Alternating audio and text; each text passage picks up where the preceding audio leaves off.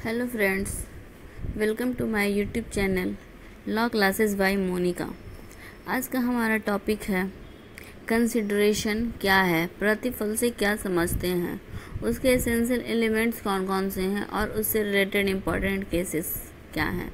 अगर आपने हमारे चैनल को सब्सक्राइब नहीं किया है तो प्लीज़ सब्सक्राइब कर दीजिए, बेल आइकन प्रेस करना नहीं भूलिएगा ताकि आगे आने वाले वीडियो आप तक आसानी से पहुंच सके। तो चलिए चलते हैं आज के हमारे टॉपिक पर। प्रतिफल की परिभाषा, डेफिनेशन ऑफ कंसिडरेशन। प्रत्येक साधारण संविदा के लिए प्रतिफल आवश्यक है। बिना प्रतिफल प्रतिज्ञा अप्रवर्तनीय होती है। कोई भी संविदा करने के लिए प्रतिफल जरूरी है, जिसको धारा 2 में परिभाषित किया गया है।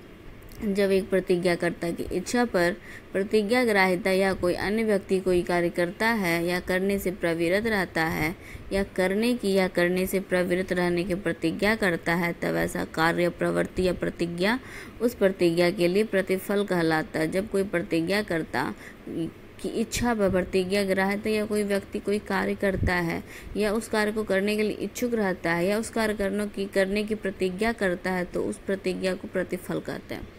विभिन्न विधिशास्त्रियों ने भी प्रतिफल को परिभाषित करने का प्रयास किया है। फ्रेडरिक पोलक के अनुसार प्रतिफल एक मूल्य है जिसके बदले में दूसरे पक्षकार के वचन का क्रय किया जाता है और ऐसा वचन प्रवर्तनीय होता है।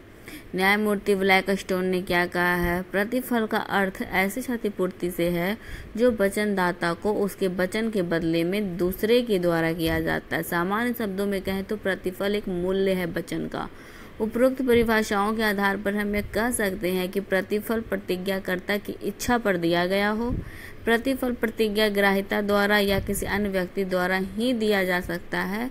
या तीसरा है, प्रतिफल भूतकालिक, वर्तमान तथा भावी हो सकता है। एक वैध प्रतिफल के लिए आवश्यक तत्व कौन कौन से हैं?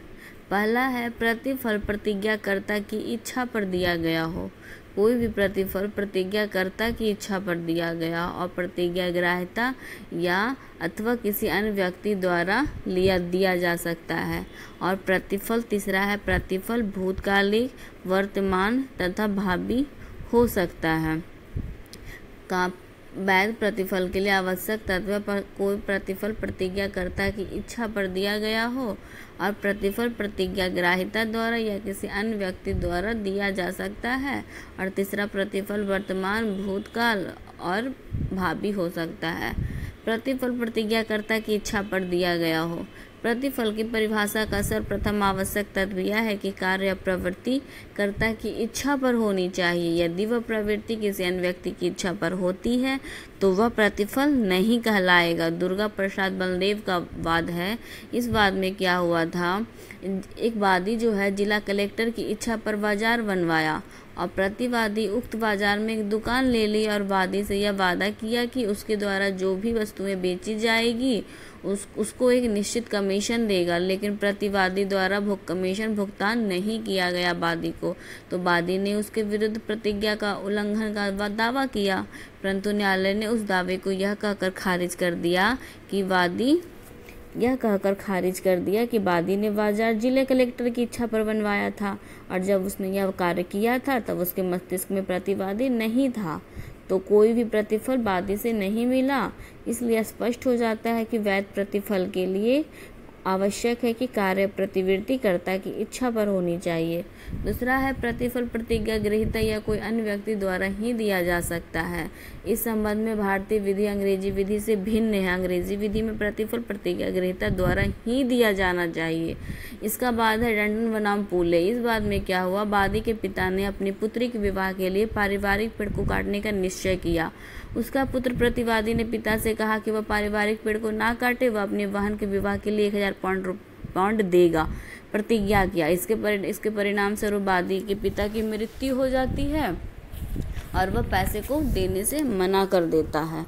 तो जो वादी है प्रतिवादी के विरुद्ध पैसे प्राप्त करने का दावा किया। न्यायालय ने निर्णय दिया कि वादी ने संविदा के पक्षकार तो नहीं थी जो पिता और पुत्र के मध्य हुआ था, फिर भी वह पैसे प्राप्त करने के हकदार है। प्रतिफल भूतकालिक, वर्तमान तथा भावी हो सकता है। जो प्रतिफल संविदा होने के पूर्व ही दे दिया जाता है तो वह भूतकालिक होता है। जो समय संविदा की तिथि पर दिया जाता है तो वह वर्तमान होता है। और जो प्रतिफल संविदा पूर्ण होने के उपरांत दिया जाता है तो वह भावी प्रतिफल बन जाता है। Thanks for watching my video. Okay, thank you.